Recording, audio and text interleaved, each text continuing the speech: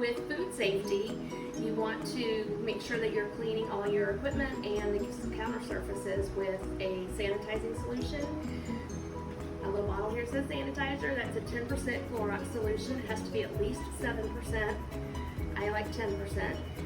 So after you're working with an area, you do want to spray down the area and then wipe it down. If you're working with raw meat, you want to spray it down and let it sit for at least 2 minutes, and then you can go ahead and wash.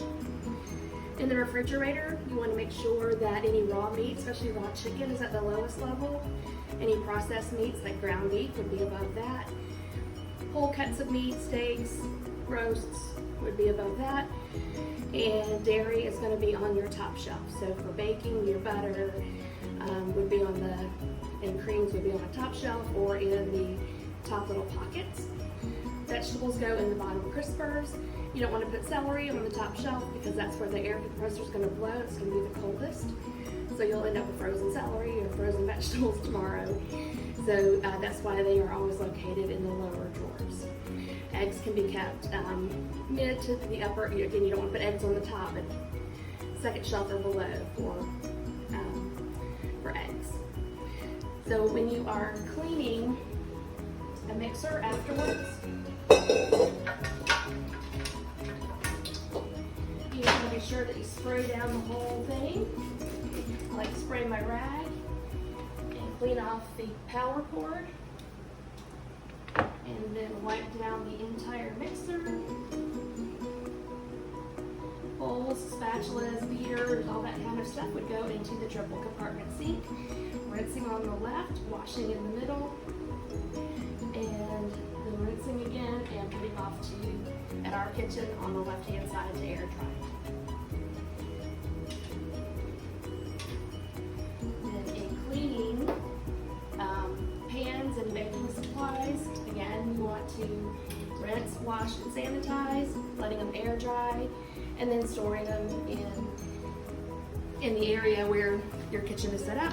Ours, we have baking sheets and some supplies down in a lower cabinet so that they have easy to access.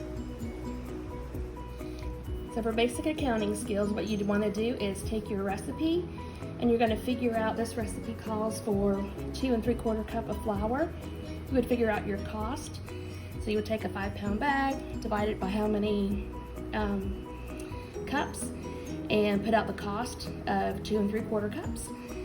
Teaspoon of baking soda is going to be, probably a penny, 2 pennies. But you list all your cost for each item, total it up, and then divide it by the number of servings. So like if you make this, it doesn't say how many it makes, but if you make this and it makes 36 cookies, you would divide it by 36, and then that way you have your cost per serving. So with baking, you want to use a variety of measuring tools.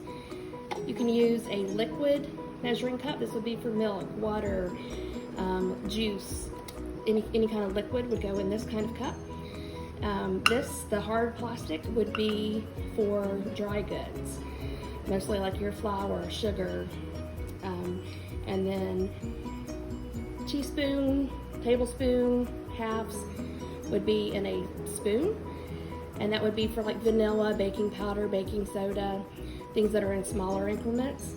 So if something called for a 1/4 cup, and you see that there's a 1/4 cup way down there, you can also do 4 tablespoons of lemon juice instead of pouring it into a liquid cup.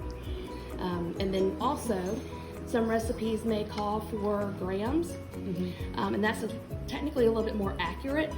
And so you would measure. So this is on ounces. I would move it over to grams.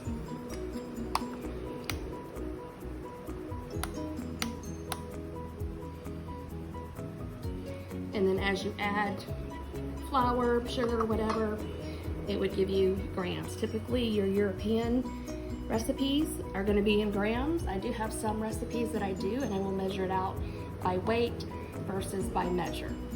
So you have volume, by weight, and by measure.